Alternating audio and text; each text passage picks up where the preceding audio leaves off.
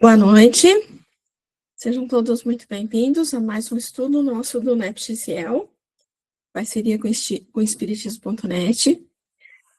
Hoje estamos na terceira parte, na terceira semana, estudando a última ceia pascal, seguindo o evangelista Mateus. E acredito que hoje a gente encerre essa perícope. Então, para a gente prosseguir, a gente teve aí um intervalo por problemas técnicos aí, né? Então, para a gente prosseguir, nós vamos dar uma revisada rapidinha, bem rapidinha, em toda a perícope, né? Até o momento onde a gente parou, para a gente retomar aí as reflexões. Então, primeiro vou ler a perícope toda, depois a gente volta e faz alguns comentários. Então, chegado o fim da tarde, reclinou-se à mesa com os 12. Enquanto eles comiam, disse: Amém vos digo que um de vós me entregará. Entristecendo-se muito, começaram a dizer-lhe cada um deles: Porventura sou eu, Senhor? Em resposta, disse: O que mergulhou a mão na tigela comigo, este me entregará. O Filho do Homem vai ser entregue conforme está escrito a seu respeito. Ai, porém, daquele por quem o Filho do Homem é entregue. Melhor seria para ele se aquele homem não tivesse nascido. Em resposta, Judas, que o estava entregando, disse: Porventura sou eu, Rabi? Ele lhe disse: Tu disseste. Enquanto eles comiam, depois de tomar o pão e o abençoar, Jesus o partiu, deu aos discípulos e disse: Tomai, comei, isto é o meu corpo. Depois de tomar um cálice e dar graças, deu a eles, dizendo: Bebei dele todos vós, pois este é o meu sangue, o sangue da aliança, que é derramado por causa de muitos, para perdão dos pecados. Eu, porém, vos digo: não mais beberei a partir de agora deste fruto da videira, até aquele dia em que eu beba convosco vinho novo no reino de meu Pai.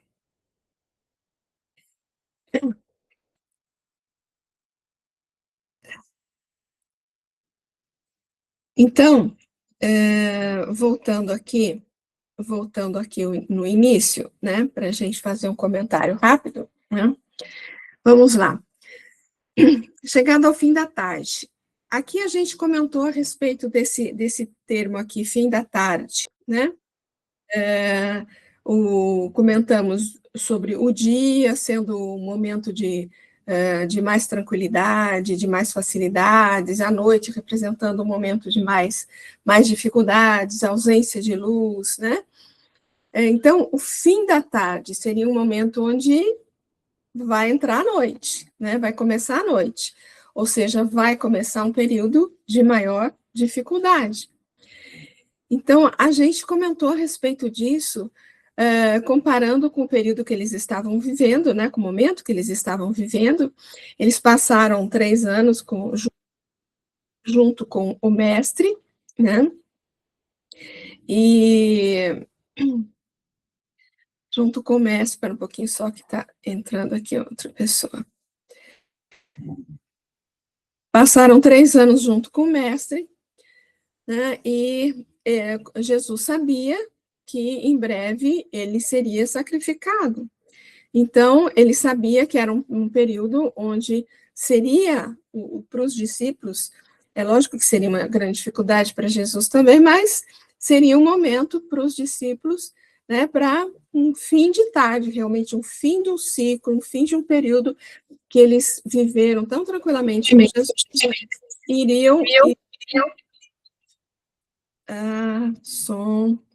iriam entrar num momento de dificuldades aí pela ausência do mestre, né?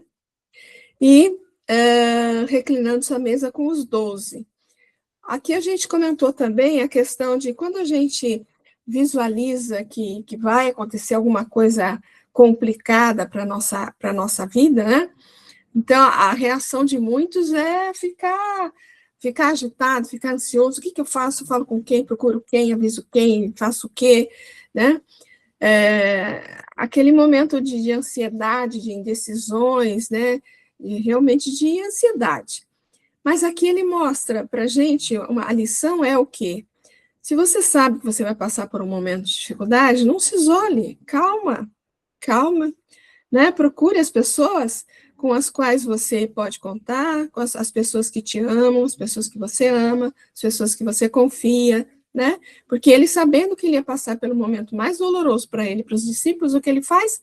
Ele marca um jantar, né? Marca uma refeição com todo mundo, reúne todo mundo que era mais próximo a ele. E no 21, ele fala: Amém vos digo que um de vós me entregará, né? Aqui a gente comentou que parece que ele está fazendo uma predição de alguma coisa complicada, de um ato de maldade com relação a ele, vamos dizer assim, né? Então, a gente lembrou que a doutrina espírita nos auxilia nesse entendimento que ninguém vem, ninguém encarna com uma missão para o mal. Ninguém faz isso, né? Não acontece isso com ninguém. Ninguém vem para praticar o mal. Muito pelo contrário, a gente vem para se melhorar, para aprender, para se regenerar, nunca para fazer uma maldade, né? E aqui ele está falando, fazendo uma previsão, vamos dizer assim, de uma coisa de alguém que vai cometer um equívoco aí, né? Então, o que a gente falou a respeito disso? Ele, com a condição espiritual que ele tinha, de espírito puro, certamente ele acompanhava, ele tinha conhecimento do que acontecia ali dentro da cabecinha de Judas, quais os sentimentos que ele estava nutrindo, quais as tendências que ele trazia, né? E via tudo o que estava no coração, nos sentimentos, nos pensamentos dele. Então, a tendência maior, né? A maior probabilidade era que realmente acontecesse o que aconteceu, né? Uma coisa complicada essencialmente para Judas, né? Mas quando ele fala isso, aí no 22, entristecendo-se, cada um perguntou: porventura sou eu? A gente comentou a respeito desse entristecendo-se, como assim, nossa, deixa eu fazer aqui uma autoavaliação, o que eu estou fazendo? Será que eu estou fazendo alguma coisa que não está certa, que não está bem? Será que eu estou fazendo alguma coisa que vai acarretar numa condição aí que vai acarretar nisso daí, né? Então, esse entristecendo-se, a gente trabalhou mais a questão de uma avaliação. Porventura sou eu que estou fazendo alguma coisa que vai acarretar isso, né? E aí, no 23 tem uma expressão idiomática, né? Uma expressão idiomática que fala sobre o que mergulhou a mão na tigela comigo. Eles estavam numa refeição, né? E a refeição para eles era um momento era um momento de grande importância para eles, né? Era um momento de grande intimidade.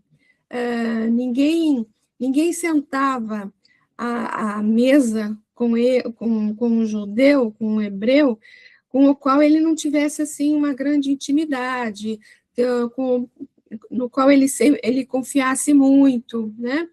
Então, mergulhou a mão na tigela comigo, ou meteu a mão na tigela comigo, como eles falam, né? Porque era uma tigela única que todo mundo pegava a comida dali, né?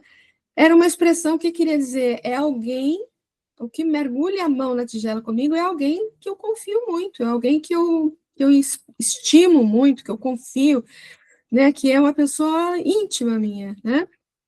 E ele fala, é essa pessoa que eu confio tanto que vai me entregar.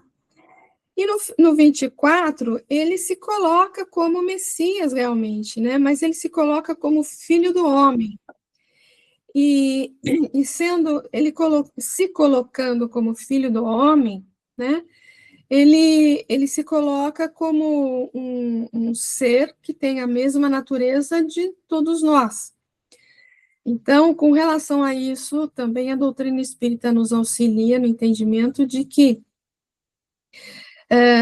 cada um de nós tem condição, né, ao longo aí da sua existência, depois das lutas internas e várias reencarnações, de muita renovação, de atingir o mesmo ponto que ele se encontrava, né? Então, ele, como filho do homem, ele diz, eu sou da mesma natureza que vocês, se eu cheguei até aqui, vocês também podem chegar com certeza, né? E nesse finalzinho aí, né? Só um instante. Nesse finalzinho que ele fala aí, ai, porém, daquele por quem o Filho do Homem é entregue, né?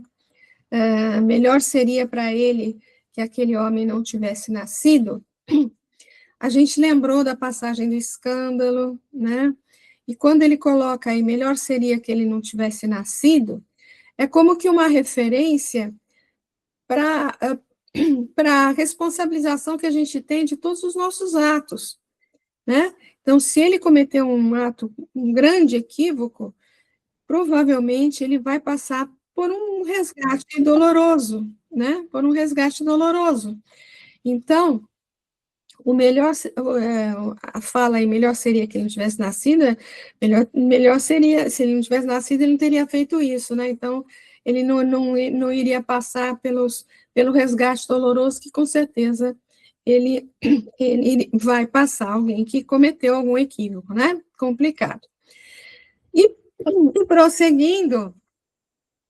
prosseguindo, nós vimos aqui no 25, Judas falando, é interessante porque aqui no anterior, aqui no 22, ele fala que cada um perguntou, né, porventura sou eu, mas aqui no 25, o evangelista ressalta a pergunta de Judas, né?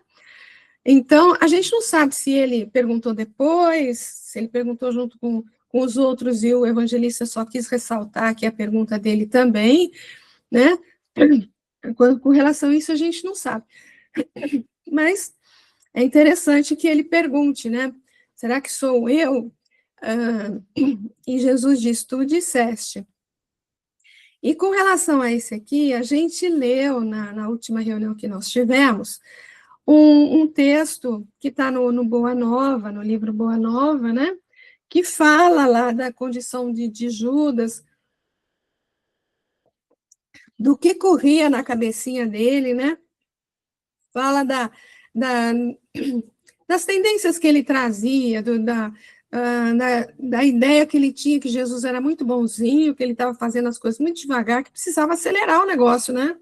E ele queria se colocar como quem ia controlar todos ali, todos os discípulos, e usar, entre aspas, né, o poder de Jesus para convencer os doutores, os homens importantes, né?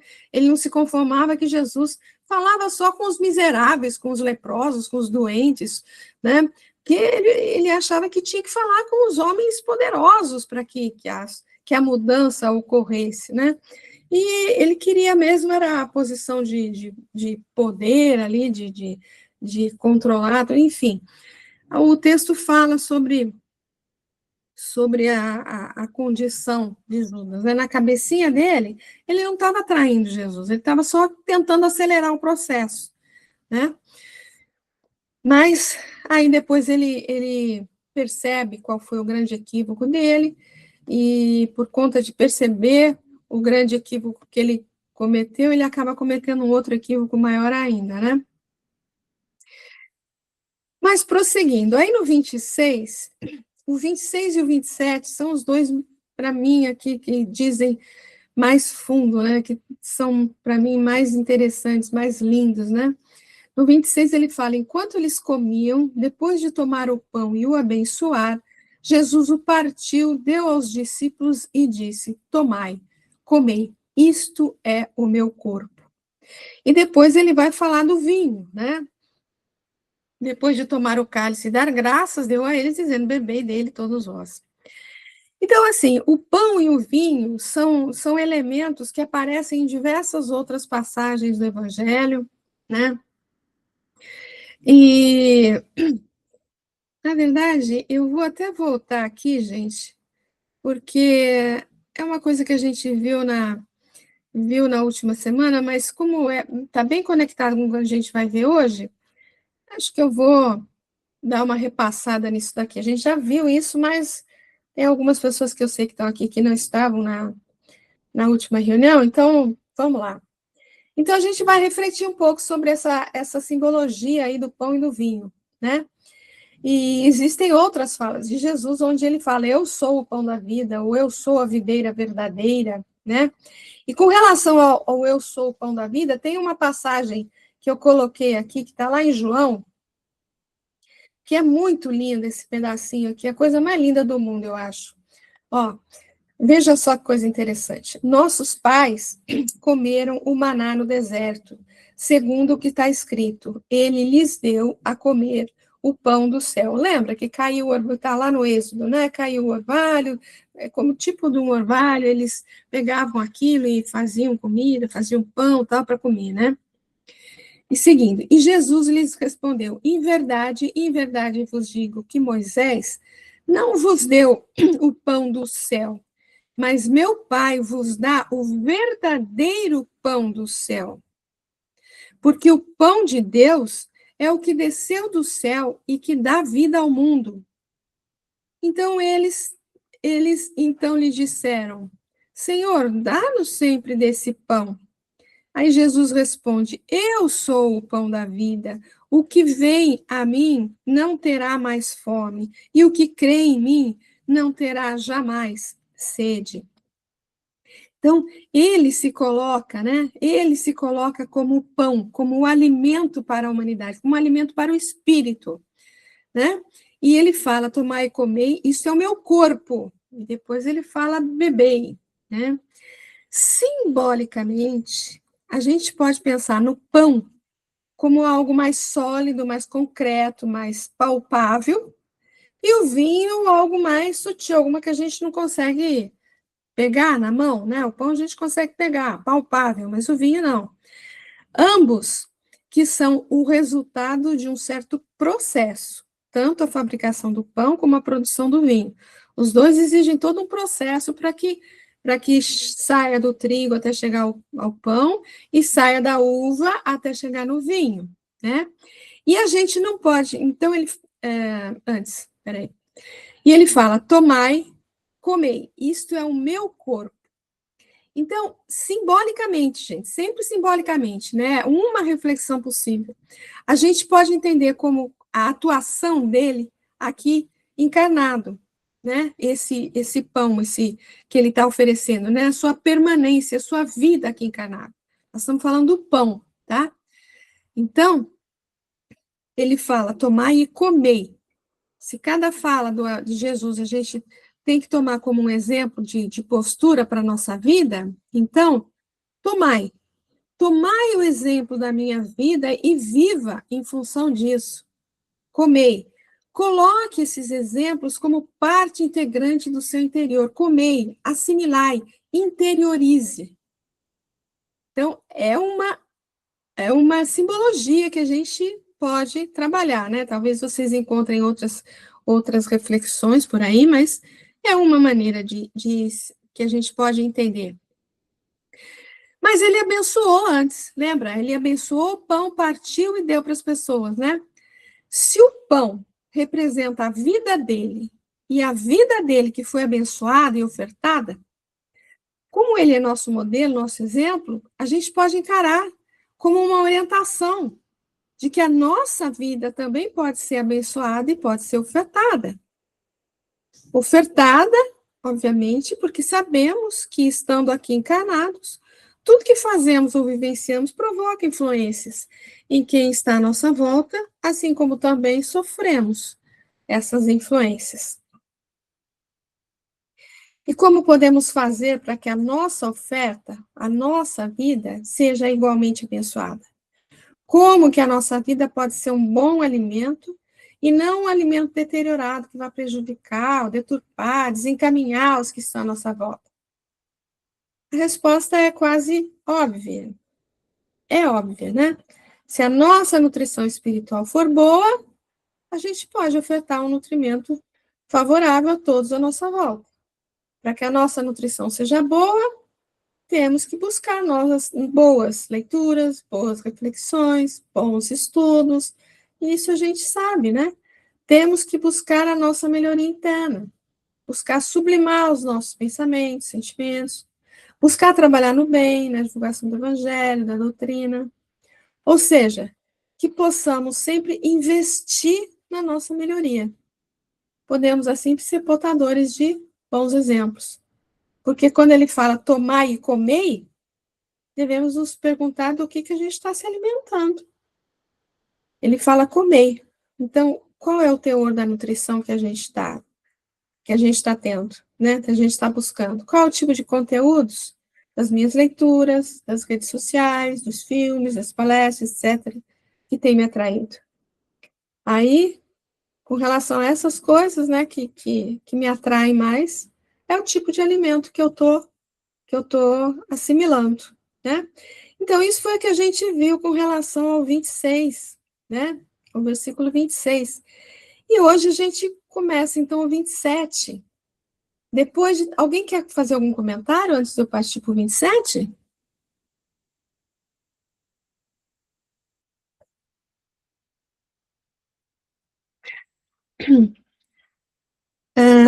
Não sei quem é, pode falar. Sou eu aqui, Hermes. Boa noite. Tirar uma dúvida. Quando ele fala tomar, esse verbo aí dá a impressão que está tomar, é o caso de beber. Mas quando ele fala ali antes, ele fala que ele tomou do pão, aqui que ele pegou o pão. Então tem que diferenciar essa parte do verbo aí, né? Eu estou pensando assim, que ele disse que ele tomou do pão e benzeu. Não é que ele tomou o pão, ele pegou o pão, né? Tá ali, depois de tomar o pão, pegou o pão. Agora, quando ele fala tomar, já para beber, o verbo. É uma maneira só de se expressar, utilizando o mesmo verbo, obviamente, mas sim, o sentido aqui tomou o pão é no sentido de pegou o pão, né? Pegou o pão para abençoar, partir e entregar, né? Tomai, ele fala tomai e comei, ele fala pegue aqui, pegue, né? Toma como exemplo as coisas, como é o que a gente colocou aqui, né? Olha aqui. Cadê? Aqui, tomai o exemplo da minha vida e viva em função disso, né? Comei, coloque esses exemplos como parte integrante do seu interior. Comei, assimilar, interiorize, né? Tudo bem, isso eu entendi. Só queria fazer a distinção do verbo, né, que está usado de duas maneiras. A gente podia ter dúvida, né? Só isso. Isso. Nada Muito bem. Então, vamos lá. Depois, no 27, então, depois de tomar um cálice, ou seja, de pegar um cálice, é o mesmo sentido, né? E dar graças deu a eles, dizendo, bebei dele todos vós. Aqui tomar, na verdade, é o mesmo sentido aqui, né? Ele pegou o cálice, deu graças e falou para eles beberem, né? Na verdade, assim, a condição é a mesma. Olha. Com relação ao vinho, na verdade, o que difere aqui apenas é a natureza do alimento. Ele está ofereceu o pão, agora ele está oferecendo o vinho, né? Da mesma forma, ele abençoa e da mesma forma ele dá graças e oferece. Várias são as passagens do Novo Testamento que o vinho aparece, né? Como, por exemplo, a parábola dos trabalhadores da vinha, a videira verdadeira, a conversão da água em vinho, né? Agora, tem um momento que aparece essa videira, que é um momento para nós bastante importante, que está lá no Prolegômenos. Está lá no início do livro, né? Vocês lembram que aparece a cepa da videira lá na introdução ali do livro dos Espíritos? Vocês lembram disso? Sim. Deixa eu achar aqui.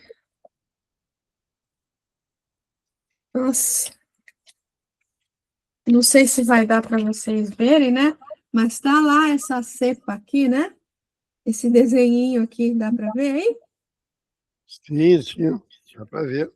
Então, e aí foi um desenho que os espíritos pediram para Kardec para para que fosse colocado, né? Então, nós tem um trechinho aqui só falando sobre isso, né? Aí os espíritos explicam para Kardec que nós temos ali um elemento, um símbolo do progresso espiritual. As uvas que, passando pelo processo de maceração, representando todas as dificuldades que podemos enfrentar, chega à condição do vinho. Então, o vinho remete ao elemento espiritual, porque tudo que era material para eles naquela época, né, ia se deteriorando com o tempo. E o vinho não, né? O vinho passa essa ideia, com o passar do tempo, de não se deteriorar, né? Muito pelo contrário, ele se aprimora com o tempo, né? Então, o vinho tem essa lógica inversa. Com o tempo, ele se melhora, né? Ele se melhora. Quando ele fala aqui em cima, né? As uvas que passando pelo processo de maceração. Está escrito aqui na frente, né? Representando as nossas dificuldades, mas só para ressaltar, né? A uva passa, ela é amassada, ela é pisoteada, amassadinha, até chegar onde passa por diversos processos, né? Até chegar na condição do vinho. Por isso que é representado aqui como elemento espiritual que vai se aprimorando à medida que passa por todas essas dificuldades, por todas essas provas, expiações que a gente, ao longo de todas as nossas reencarnações, né? Então, o que de fato se dá com o espírito. Com o passar do tempo, o espírito só pode melhorar. Ele pode, no máximo, estagnar, mas ele não deteriora, ele não retrograda. Ele só vai se aprimorando com o passar do tempo, com as diversas reencarnações. Por isso, essa associação que eles faziam do vinho com o elemento espiritual.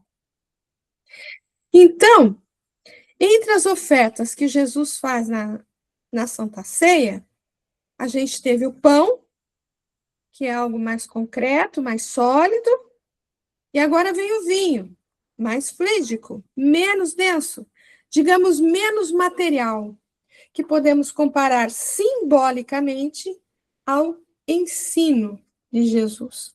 Então, a gente comparou o pão, que era alguma coisa mais sólida, né, mais concreta, lá que a gente pode apalpar, né? A gente comparou com a vida dele, a presença dele ali naquela época, naquela região, né? E o vinho comparamos aqui com a mensagem que ele deixou, o ensino que ele deu, né? Tudo simbolicamente, né, gente? Só para a gente tentar entender um pouquinho mais.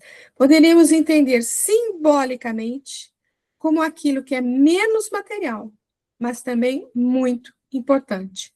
A ideia da doutrina, os pensamentos que ele trouxe à humanidade. Os ensinos que ele deixou, né? O pão, o alimento da vida, e o vinho, o espírito aprimorado. O pão, a presença viva dele encarnada, e o vinho, a sublime mensagem deixada. Tá? Mas aí tem nesse mesmo versículo que a gente está vendo, né? Tem uma palavrinha que remete a gente a lembrança de algumas outras questões. Então, essa palavra, ela pode lembrar uma condição, ela aparece em outros momentos do Evangelho, não só do Evangelho, e eu vou colocar aqui alguns exemplos para vocês de onde ela aparece, que com certeza vocês vão entender qual é a simbologia que pode estar por trás desse cálice. Alguns exemplos. Primeiro, Salomé, a mãe de João e Tiago, pede a Jesus que coloque seus filhos um à direita e outro à esquerda do seu reino. Jesus comenta: não sabeis o que pedis. Podeis vós beber o cálice que eu estou para beber? Outra. O Sócrates desencarna com um cálice de cicuta. Outro. Jesus disse a Pedro: mete a espada na bainha. Lembra quando ele cortou a orelha do soldado lá, né? Não beberei, porventura, o cálice que o Pai me deu? Outra.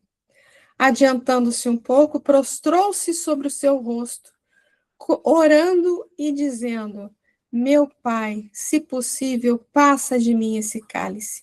Todavia, não seja como eu quero, e sim como tu queres.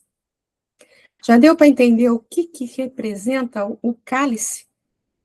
Qual a simbologia que pode estar por trás dessa palavrinha? Então, o cálice, ele pode representar aquele testemunho mais forte, aquele momento mais difícil, aquele resgate mais doloroso, né? Aquela coisa realmente mais forte, né? Mais difícil realmente da gente passar. Fala, meu querido. Boa noite, gente. Desculpa o atraso. O cálice, né? É aquela representação do cálice, ele pode ser tomado, ingerido, né? Absorvido, ou por escolha, ou por uma condição especial que você tem que passar por ele.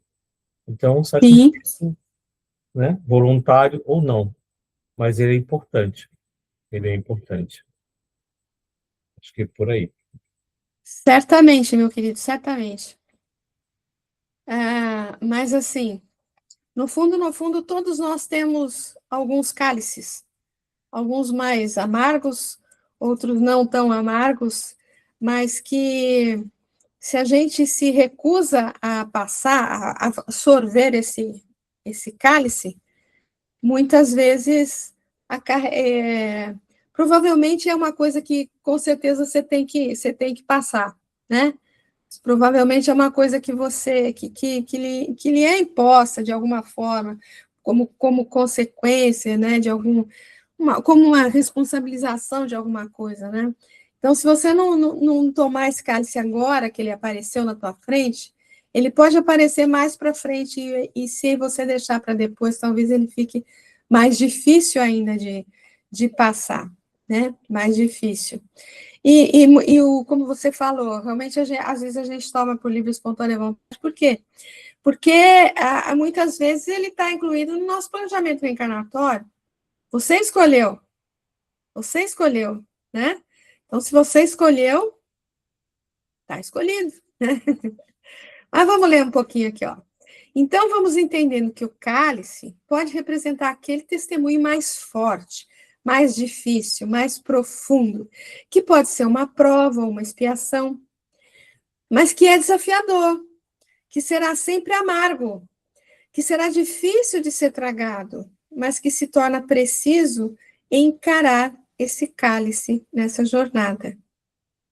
Então, a simbologia desse cálice é aquilo que é difícil de ser tragado, mas que cedo ou tarde, se quisermos de fato avançar, é preciso passar pelo cálice e, de fato, tomá-lo, ou seja, beber desse cálice. Né? Muitas vezes, como está aqui, se ele é uma prova, uma expiação, você sorvendo realmente esse cálice, isso vai só promover o quê? O seu crescimento, né? Nós temos primeiramente Jesus dizendo, se possível, passa de mim esse cálice. Ele fala, se possível, passa de mim esse cálice. E aqui ele pede para a gente tomar. Mas lá ele pede, né? Passa, se possível, passa de mim esse cálice, mas seja feita a sua vontade. Estou aqui. Se tiver que tomar, eu tomo, né? Foi isso que ele falou. Então, podemos traduzir essa simbologia desse bebê dele todos vós como sendo aprende a extrair ou a reconhecer a importância, o valor desse cálice, né? Entenda que se aparecer um cálice amargo na nossa frente, não nos revoltemos, pois de alguma forma que tantas vezes não reconhecemos no momento, ele trará grande proveito para o nosso crescimento espiritual. Primeiro o Hermes e depois o Kleber. Eu vejo esse cálice como sendo o sofrimento físico que ele ia passar, as torturas, a humilhação. Isso tudo é o cálice que ele está se referindo, que eu entendo, né? Ele está se referindo, ele se referiu ao cálice que ele iria tomar como sendo essa, Que ele não só a cruz, o sofrimento físico, a gente vai até ver isso um pouquinho mais para frente, não só o sofrimento físico dele, mas toda a amargura que devia estar no coração dele, vendo a condição da humanidade do jeito que estava, né? Kleber? É exatamente nessa direção que eu ia falar, que na verdade aquele foi um momento em que toda a humanidade representou ali um cálice que todos nós bebemos juntos, vamos falar assim, a humanidade inteira. E ele ficou profundamente triste, né? Qual foi a expressão que você usou? Você usou uma expressão, não recordo agora. Mas, assim, foi aquele que ele teve que passar para um momento muito triste da humanidade, né? Eu acho que ele estava muito mais preocupado com a gente, naquele momento que a humanidade estava passando, que o cálice físico que ele passou. Ele sabe que aquilo ali é tremendamente passageiro, né? Eu acho que é por aí. naquela passagem que ele fala, né, para Salomé, para cá os seus filhos, quer que bote a esquerda e a direita, ele fala, por acaso, eles vão, né, vão tomar o cálice, que vão passar, vão aceitar o que eu vou passar. Eu Bem entendi, lembrado, né? bem lembrado. Então, e na verdade, assim, eles com certeza não estavam prontos para tomar aquele cálice, né, o João e Tiago, naquele momento, mas a gente vai até ver um pouco mais à frente aqui, mas mais para frente eles iriam tomar, né, do mesmo cálice. João, não, João na verdade não, né, o João foi o único que morreu de velhice, né. Mas vamos lá, vai seguindo mais um pouco. E quando ele fala para Simão Pedro, né, para onde eu vou, não podes me seguir agora, mas depois me seguirá. Lembra? Lembra quando, né, na Santa Ceia mesmo, lavando os pés lá, e ele fala que ele vai para algum lugar e, e João fala, e eles querem saber para onde ele vai. O Simão Pedro fala: Não, nós vamos com você, para onde você for, a gente vai, né? E a resposta dele foi: Para onde eu vou, não podes me seguir agora, mas depois me seguirás. Quer dizer, depois, mais para frente, com certeza, né? Jesus sabia que eles iam passar por esse cálice também, né? Podemos entender, meus amigos, agora vocês não estão totalmente preparados, mas chegará o dia em que o cálice vai aparecer para vocês. E aí, então, estarão preparados, estarão prontos, porque sabemos que Jesus não nos oferece um cálice amargo enquanto não estivermos preparados para ele. Né? Jesus sabia da condição dos discípulos ali, e sabia que naquele momento eles já tinham aprendido muito, mas o que ia realmente fazer eles se tornarem preparados, né, seria ainda o que eles iriam viver depois daquilo, né? No versículo tem um detalhe que fortalece, né? Bebei todos vós, né? Todos vós, talvez pudéssemos entender, preparem-se, porque agora vem o pão mais substancioso, o testemunho mais rico de valor espiritual. Da mesma forma que vocês estão tomando esse cálice aqui, que eles estavam bebendo mesmo vinho, né? Entendam que o cálice que eu vou tomar daqui a pouco, olha aqui, daqui a pouco, né, que é a crucificação, é o cálice que vocês vão precisar aprender a beber mais para frente, né? Cada um de vocês vai acabar tomando a sua cruz, tomando o seu cálice mais para frente. E quando ele fala todos vós, a gente tem que lembrar que nós estamos incluídos. Cada um de nós tem o seu cálice, tem a sua experiência amarga. Pode ser uma prova, uma luta, uma dificuldade, uma incompreensão, uma enfermidade. Pode ser diversas coisas, né? Pode ser as coisas mais diversas possíveis. Qualquer dificuldade que se vá passar, pequeno, médio ou grande, né? O que nos cabe é aprender a reconhecer o valor dessas experiências e não se revoltar, buscar resignação. Isso a gente trabalha muito, né, dentro da doutrina espírita. a aceitação, a resignação, entender as dificuldades que aparecem na nossa vida, né? O verdadeiro discípulo, então, gente, será aquele que vai se esforçar por reconhecer o valor e extrair o máximo do cálice. Mas corações ainda imaturos, muitas vezes, vão fugir do cálice. Isso vai representar um adiamento do processo evolutivo.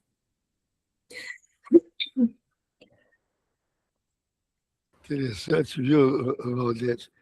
A gente ouve, né? Como se a gente estivesse falando para os idosos, todos nós, mas, na verdade, isso aí passa através do tempo, vem até hoje para nós aqui. Com certeza, né, Hermes? Com certeza, querido. Todos vós mesmo, né? Todos nós.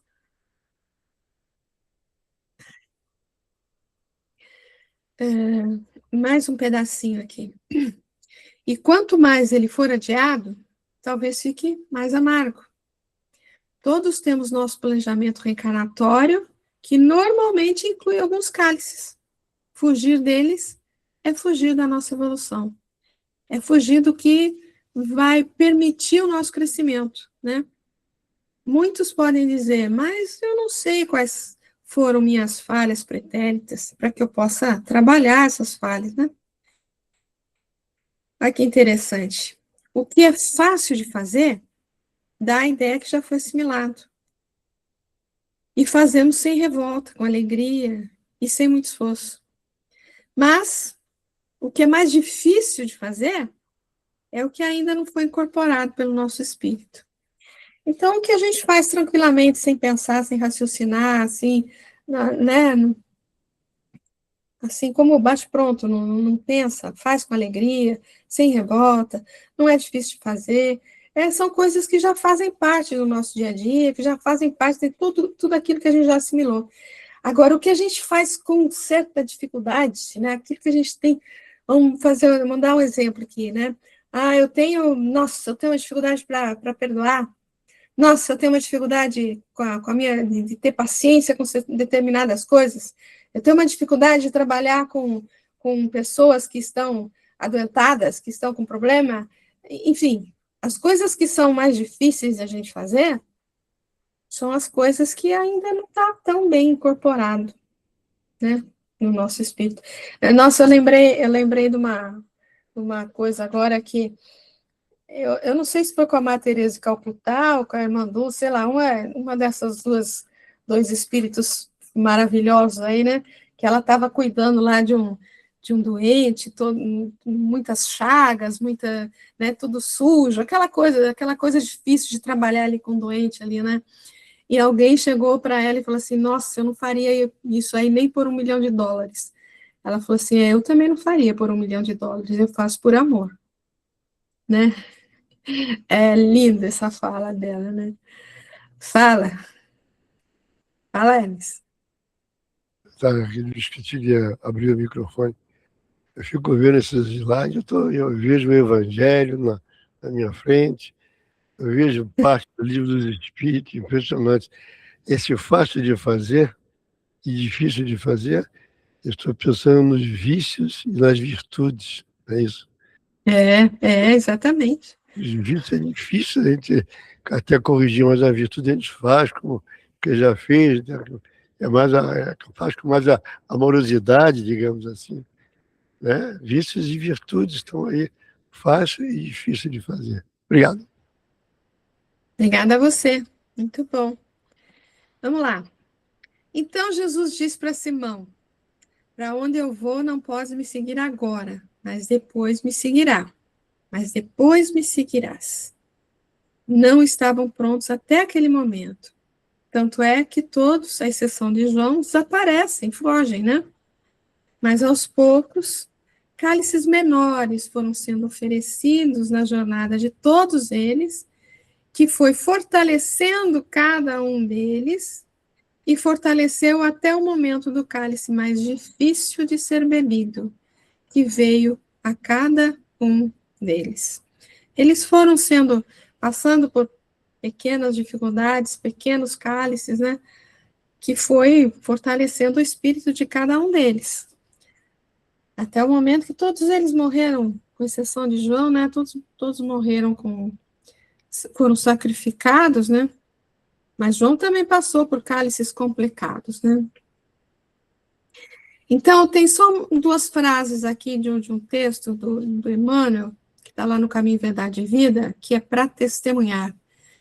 E vos acontecerá isso para testemunho. Então, Emmanuel fala assim, quando o mestre convida alguém ao seu trabalho, não é para que chore em desalento ou repouse em satisfação ociosa. Se o Senhor te chamou, não te esqueças de que já te considera digno de testemunhar. Essa é uma fala de Emmanuel. Muito lindo isso. Então, veja, o testemunho só vem porque Jesus confia em você. Porque você já cresceu o suficiente e já alcançou um nível evolucional que lhe é permitido sorver esse cálice. Considere-se, pois, honrado pela oportunidade que Jesus lhe deu. Você é digno de testemunhar. Bonito, Comentários? bonito, bonito mesmo. Ver que a gente que está estudando a doutrina poderia até desgabar, entre aspas, de que nós somos dignos de testemunhar, estamos sendo chamados. No entanto, tem outros que são chamados, mas se esconde. Aquele que aceita, no caso, seja o espiritismo, outra doutrina qualquer, mas que se adequa a fazer o que manda ali a lei, é uma pessoa que são chamadas e aceita. Eu estava notando aqui uma coisa também agora, sobre ali, né, que vocês me seguirão para onde eu vou, né? Nós temos a oportunidade de quantas reencarnações já tivemos e vamos ter. Já os apóstolos estavam naquela, eles tinham que melhorar naquela encarnação, não tinha, talvez um retorno ali seria o derradeiro, tem que aprender agora nessa existência. Agora nós que estamos aqui, estamos tendo a oportunidade de ter ainda mais, já tivemos e vamos ter mais, até realmente achar o caminho para seguir Jesus. Isso aí. Muito bom, muito bom. Vamos prosseguir aqui, então. Alguém quer falar? Alguém mais quer falar? Eu queria falar uma coisa. Oi, pessoal. Fala, querida. Oi. Um abração para todos. Hermas, realmente a gente vai ter outras oportunidades. Resta saber aonde, né? É, O trem está passando. o trem está passando. Né? Saber que vagão que a gente vai pegar, né? É isso aí. É, muito bem lembrado. Gente, seguindo aqui, ó, nos dois últimos já versículos dessa passagem, né? Pois este é o meu sangue, o sangue da aliança, que é derramado por causa de muitos para perdão dos pecados. Eu vou até voltar aqui só um pouquinho para a gente ler de novo aqui, quer ver? Ó? Quer dizer que ele estava dizendo, depois de tomar o cálice e dar graças, deu a eles, dizendo, bebei dele todos vós. Ele estava dando vinho, né? Ele estava dando vinho. Na sequência, ele fala, oh meu Deus, passou. Pois o vinho, ele está se referindo ao vinho aqui, pois o vinho, é o meu sangue, o sangue da aliança, que é derramado por causa de muitos para perdão dos pecados. Então, a gente falou que o pão representava a vivência dele aqui, né? A passagem dele aqui, né? E o vinho representando o ensino dele, né? E ele está dizendo que o vinho, que é o ensino dele, ele está falando, esse vinho é o meu sangue, é o sangue da aliança, que é derramado por causa de muitos, né? Então, o que a gente pode pensar disso daí, né? Quando fala em aliança, sempre eles lembram da questão da conexão com Deus, né? Então, o sangue da aliança, o sangue comunhão com Deus. Mas vamos ver aqui, ó. Ele fala que o vinho é o seu sangue. Lembrando que se trata do ensino deixado, então esse sangue derramado, né? Esse ensino vem trazer a oportunidade da renovação da aliança da humanidade com Deus. Veja, ele se doou, nos mostrando que não há possibilidade de evolução, de elevação, sem a doação de si mesmo. Aquele que sabe ou consegue doar de si mesmo estará cada vez mais próximo de Deus. É pela via do sacrifício que o espírito vai se engrandecer. Quando alguém abre mão do egoísmo, da vaidade, do orgulho, esse alguém está iniciando seu processo de purificação. Vemos, só voltando aqui, né? A questão essa questão de doar a si mesmo, né, do testemunho, do grande testemunho. Quando a gente fala em grandes testemunho, doar a si mesmo, parece que você vai também ser crucificada. Não é isso, né? Doar de si mesmo pode ser você doar um abraço, pode ser você doar uma orientação, pode ser você sentar e escutar a pessoa que precisa falar, que precisa desabafar. Pode ser você ter paciência com alguém, pode ser você simplesmente, às vezes, dar um prato de comida só, realmente, né? Mas o doar de si, é a atitude sua, né? De coração, de doação da tua boa vontade, do teu amor, da tua compaixão, né? Da sua compaixão, da sua fraternidade. Vou seguir mais um pouquinho aqui. Vemos que, isso aqui é muito importante, né?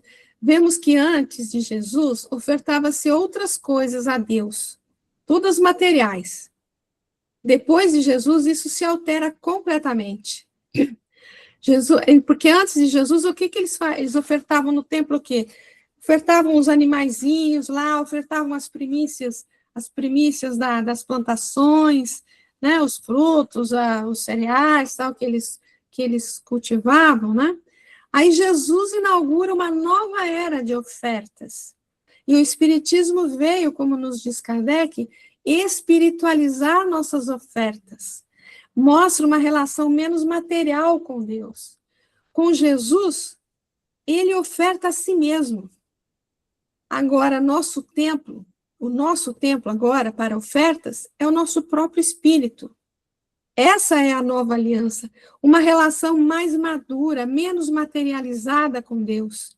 Então, esse sangue derramado é a vida em oferta, mostra o caminho para a remissão dos pecados de cada um. Então, se você quer fazer uma oferta para Deus, né, como eles faziam na época, né, a melhor oferta que a gente pode fazer para Deus é a nossa melhoria. É a gente trabalhar com os nossos hábitos antigos, né, com as nossas tendências, trabalhar com o nosso orgulho, com a nossa vaidade, tentar diminuir todas essas coisas, né? Essas são as grandes ofertas, é o bom combate, né, a luta interna, que é a melhor oferta que a gente pode fazer a Deus, né? Quem quer falar aí? Kleber, pode falar, querida. Eu gosto muito da metáfora que Emmanuel fez, né? Fez algum texto que eu não me lembro bem onde está isso. Mas falando da questão das crianças espirituais que nós somos, né? Então ele mostra a coisa concreta. A criança, ela não entende muita coisa subjetiva. Ela gosta de coisas mais concretas. Então esse cálice pode ser uma coisa mais material. À medida que a gente vai evoluindo, começa a sublimar mais coisas, entender, aí esse cálice pode ser uma coisa mais subjetiva, né? Uma prova, uma experiência que tem que ser feita, uma dificuldade. A gente vai evoluindo no entendimento da percepção do que Jesus quis dizer. Eu acho interessante essa visão de criança espiritual, né? de evolução no sentido de amadurecimento. Muito, muito legal a sua lembrança, né? Muito interessante, é isso mesmo, porque à medida, esse tempo todo que da humanidade, né, que nós passamos desde aquela época até agora, a humanidade amadureceu um pouco, né? Cresceu um pouquinho. Precisamos crescer mais ainda, mas crescemos um pouco. Estamos deixando a nossa infância para trás, né? Para buscar a maturidade, né?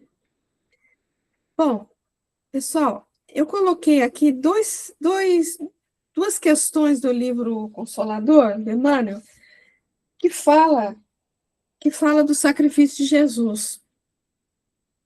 Olha, o sacrifício de Jesus deve ser apreciado tão somente pela dolorosa expressão do Calvário? O Calvário representou o coroamento da obra do Senhor, mas o sacrifício, na sua exemplificação, se verificou em todos os dias da sua passagem pelo planeta. E o cristão deve buscar, antes de tudo, o modelo nos exemplos do Mestre, porque o Cristo ensinou com amor e humildade o segredo da felicidade espiritual, sendo imprescindível que todos os discípulos edifiquem no íntimo essas virtudes, com as quais saberão remontar ao calvário de suas dores no momento oportuno.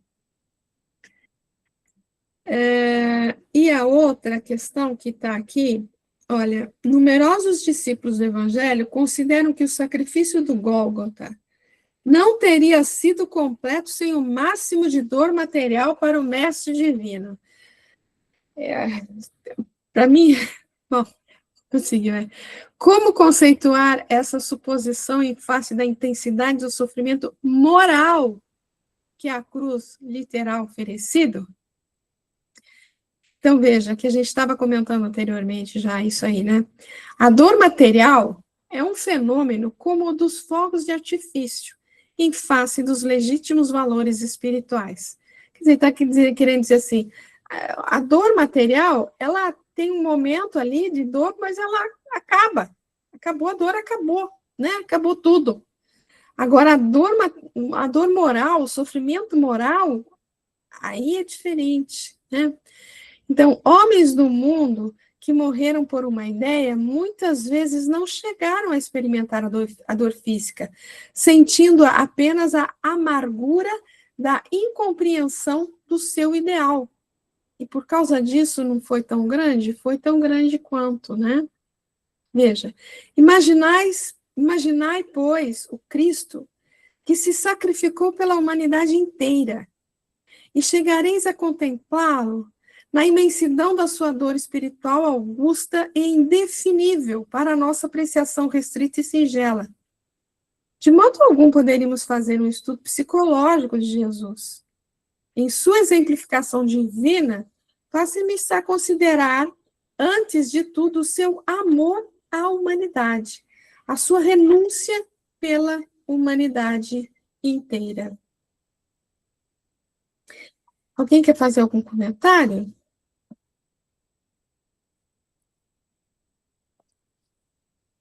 Então, quando a gente falou um pouquinho atrás ali sobre a questão de se doar, né? De doar a si mesmo, aqui, ó, sem a doação de si mesmo não há possibilidade da evolução, da elevação, né? Aqui a gente tem um texto do Emmanuel que fala um pouco sobre isso. E ele coloca o título A Dádiva Difícil. Então, veja o que ele fala, olha. Não avançarás ao longo do caminho sem doar algo de ti mesmo. Aqui é um companheiro que te roga assistência fraterna, além é o desconhecido que te pede arrimo e esperança, agora é o amparo aos desvalidos, depois é o socorro aos enfermos. À maneira da embarcação que distribui os valores de que se enriquece, espalharás, seja onde fores, os bens que o Senhor te confia. O pão, a moeda e o agasalho são recursos da terra em tuas mãos. Na verdade, ele vai falar, né, que na verdade essas coisas, o pão, a moeda e o agasalho, são as coisas mais fáceis da gente oferecer. Tá certo que alguns têm, assim, dificuldade financeira, não vai conseguir dar nenhum dinheiro, nenhuma coisa, né? Mas alguma coisa sempre é possível dar, né? Mas isso é considerado o mais fácil. É mais fácil de tudo fazer isso aqui, dar pão, dar o agasalho, dar a moeda. Aí ele vai falar outro aspecto, né? Fácil será sempre mobilizá-los e estendê-los. Essa questão aqui do o pão, a moeda e o agasalho, fácil será sempre mobilizá-los e estendê-los. Atenta, contudo, para a dádiva difícil, aquela que sai do coração. Essa é a mais difícil e, com certeza, a mais valiosa. O próprio sacrifício em favor dos outros é plantação de felicidade no ambiente em que respiramos. Aprende a calar para que o teu irmão fale mais alto. Esquece as ofensas alheias, compreendendo que poderiam ter sido perpetradas por ti próprio. Apaga-te para que a luz do próximo seja vista. Dá de ti mesmo em humildade, paciência, brandura, abnegação e amor. Jesus, transmitindo as bênçãos do céu, de que se fazia portador, era o médico providencial dos sofredores na região em que se mantinha.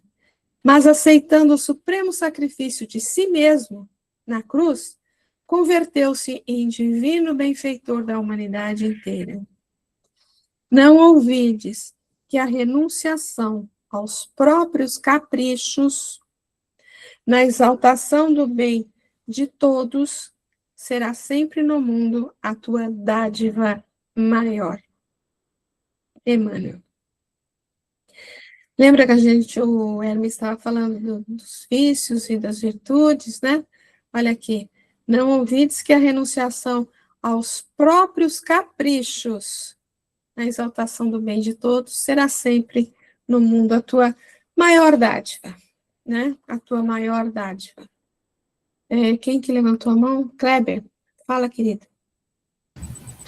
Eu estava lembrando aqui, né, dessa caminhada nossa, tomada de consciência, e lembrei da doutrina, né, do ponto que a espiritualidade fala, do esclarecimento, do desenvolvimento intelectual, que ele que realmente dá a grande luz para que a gente enxergue a distinção entre o bem e o mal, de maneira bem clara, e caminhar em direção ao desenvolvimento moral para que a gente fixe, porque a gente já conseguiu identificar de diferença, o que é bem e o que é bom.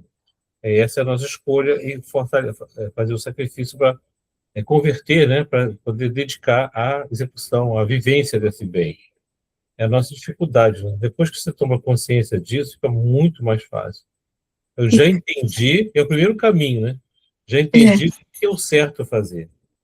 Agora é o outro caminho, que para muitos pode ser um cálice, para nós que somos ainda imperfeitos, é um cálice meio ruinzinho no início, mas depois que a gente vai absorvendo, vai vendo, aquele cálice vai se transformando, vamos dizer, usar aqui a expressão, usando um vinho, né? Doce, com o tempo, que a gente vai formando.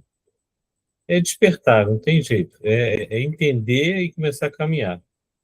É pegar esses cálices da vida e aproveitar a oportunidade. E, de repente, chegar no final de um período, nem sabia que era cálice, né? Como o seu exemplo que você deu, né? A nossa irmã lá. Nem sabia que era cálice, nem sabia que isso valia $1 milhão, né? É muito bom, Kleber. Muito bom mesmo. Obrigado, querido. Bom, pessoal, olha, chegamos no último. Aí Jesus encerra nessa passagem dizendo: Eu, porém, vos digo, não mais beberei a partir de agora desse fruto da videira, até aquele dia em que o beba convosco vinho novo no reino de meu Pai. E aí, pessoal? O que vocês acham disso? Quem gostaria de falar alguma coisa disso daí? Essa está complicada. O que vocês gostariam de falar? Fala, Lenice.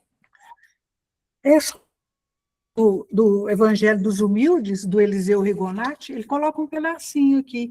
É pequenininho, pode ler? Claro. Pode, Valdete? Claro, com certeza, Parado? querida. Vai lá. Travou? Eu posso ler? Pode, você não está me ouvindo? Não, estava não, agora estou. Então, eu vou ler aqui, quer ver? Ó? Com a prisão do mestre e seu consequente sacrifício, a vida em comum que todos tinham vivido ficaria rompida. O mestre subiria para sua luminosa esfera espiritual e os discípulos se espalhariam pelo mundo pregando o evangelho e dando cumprimento à missão de que estavam revestidos. Somente depois de terem concluído seu trabalho aqui na Terra é que voltariam a reunir-se a Jesus na pátria espiritual. Notemos aqui a perfeita confiança de Jesus ao Pai Celestial. Apesar de saber que rudes provas se aproximavam, não deixa de elevar em cânticos seu pensamento a Deus.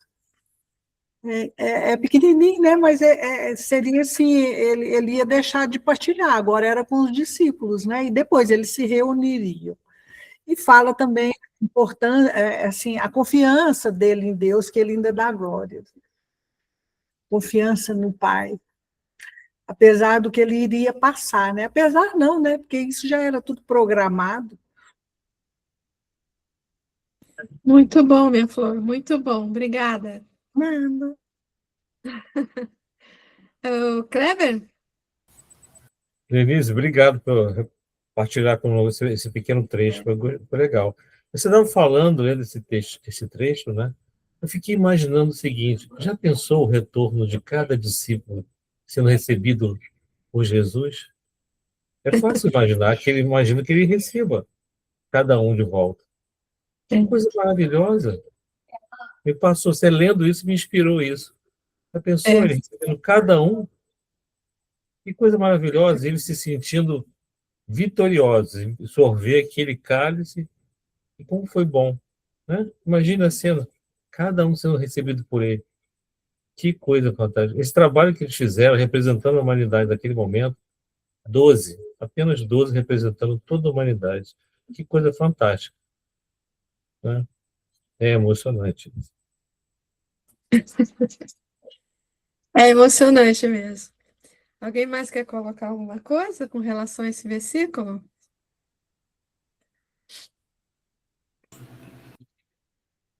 Não? Eu fico feliz, viu, Valdete?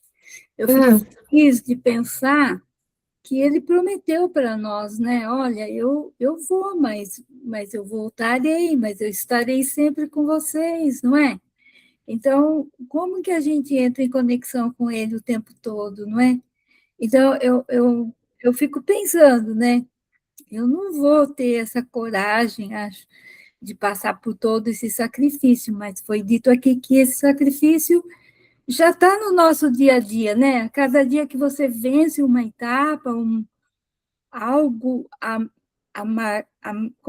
algo amargo, né? Que a gente tem de engolir, de passar, e a gente não está sozinho. Então, eu acho que essa é uma coisa tão consoladora. E quanto mais eu aprendo aqui com vocês, quanto mais eu entendo, né, destas coisas, essa força, sabe, aumenta no meu coração. Eu fico feliz, eu sinto a presença dele, né? Eu não vou esperar, né? Não estou esperando o dia que eu vou me encontrar lá, mas eu me sinto encontrando com ele quando eu consigo vencer uma batalha, sabe? Eu não sei se eu consegui ser clara na minha visão, mas e se também sou ingênua, né? Mas eu sinto isso de verdade no meu coração. Que bom, Rose, muito bom, querida, muito bom você falar isso, muito bom. Hermes? Eu vejo aí também que ele está se preparando para a despedida da vida terrena, né? Está dizendo, não, a partir agora não, mas ele vai mais tarde, obviamente, como Espírito, nos auxiliar, sempre que nós procurarmos por ele. Ele não vai estar conosco, encerrou a missão terrena dele. Agora, mais tarde, a missão espiritual, que todos nós, até hoje, ficamos já ali mendigando, pedindo sempre como como eternos mendigos. Mas é por aí, né? Muito bom, pessoal, muito bom. Então, realmente, né, quando ele fala, não mais beberei desse vinho agora, né, agora comigo aqui, né, porque ele estava partindo mesmo, né?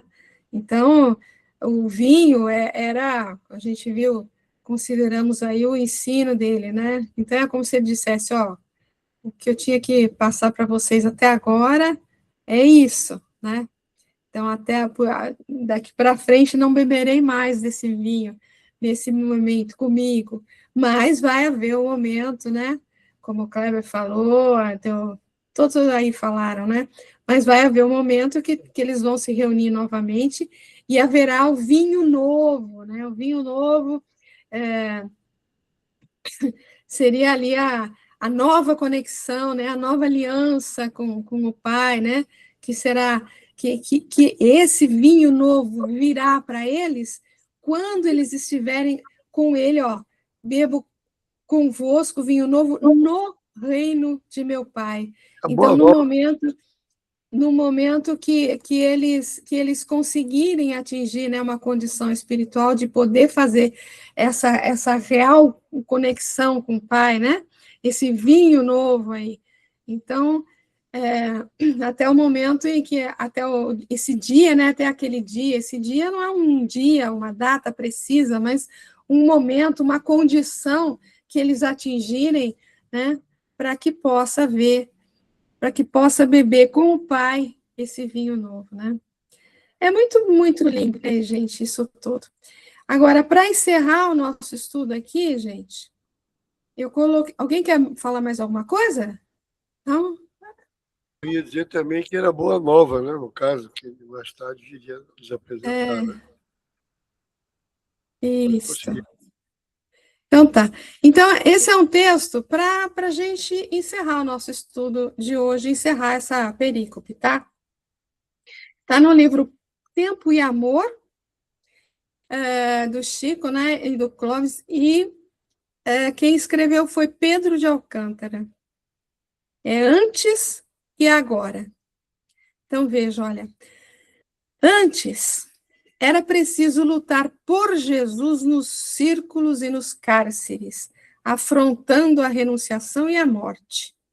Agora, é imprescindível combater pelo Cristo em nós mesmos, vencendo o egoísmo e a ignorância. Lembra que a gente falou? A maior dádiva que a gente pode entregar, a maior oferta que pode ter para Deus é trabalhar o nosso egoísmo, a nossa ignorância, né?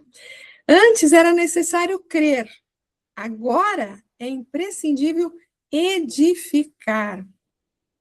Antes, o mundo perseguia o discípulo do cristianismo, impondo-lhe sofrimento e sangue.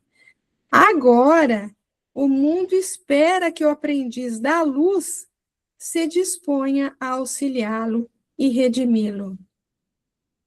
Antes, os seguidores da Boa Nova enfrentavam suplícios e feras para se afirmarem com o Senhor. Agora, pelejam na própria carne para alcançar a perfeição. Antes, o benfeitor inesquecível recomendava: ide e pregai. Agora, o celeste emissário, por milhares de vozes que descem da altura, proclamam solene: ide e exemplificai. Antes o programa, agora a realização. Filhos do Evangelho, não temamos. O Mestre ressuscitado vem de novo às assembleias dos continuadores de sua obra de redenção humana, reiterando-nos a promessa de que permanecerá conosco até o fim dos séculos. Caminhemos servindo, armando o coração de humildade. Antes, o amor infinito a sustentar-nos. Agora, o infinito amor a soerguer-nos. Cristo avança, Cristo reina. Ave Cristo. Lindo texto, né, gente? Maravilhoso texto.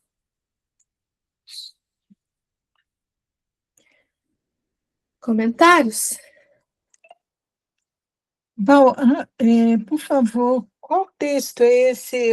Caiu a minha internet, eu não peguei. Aqui, ó. Tempo e Amor é o título do livro. E o capítulo 16, Antes e Agora. Quem escreveu foi Pedro de Alcântara. Antes e agora. Tá. Mas eu vou Obrigada, viu? compartilhar com vocês lá. Tudo bem, pessoal? Então, crianças, na próxima semana a gente vai entrar realmente no objetivo que era nosso, não é nosso objetivo para esse ano, né? O sermão do cenáculo, que agora inicia, né? Que aí vem o novo mandamento, né? Que é em João, capítulo 13, de 31 a 35. Agora, na próxima semana, a gente realmente começa isso aqui, tá? Se vocês quiserem ter um gostinho só, é esse trecho que a gente vai começar, ó. O novo mandamento. Desse modo, quando ele saiu, diz Jesus, agora foi glorificado o Filho do Homem e Deus foi glorificado nele.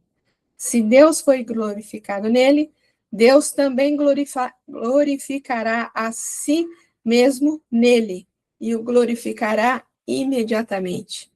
Filhinhos, ainda por um pouco estou convosco.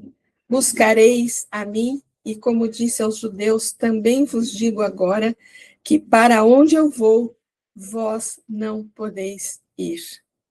Um novo mandamento vos dou, que vos ameis uns aos outros, assim como vos amei, que também vos ameis uns aos outros. Nisso todos conhecerão que sois meus discípulos, se tiverdes amor uns aos outros. Então é isso que a gente vai ver a partir da semana que vem. Tá bem? Tudo em paz? Então, se Deus assim o permitir, muito obrigado. A reunião foi excelente, muito obrigado mesmo. Então, se Deus assim o permitir, semana que vem a gente, então, começa aqui com o novo mandamento. Começa realmente com o sermão do cenáculo, tá bom? Beijinho no coração de todos, fiquem com Deus e até a próxima semana.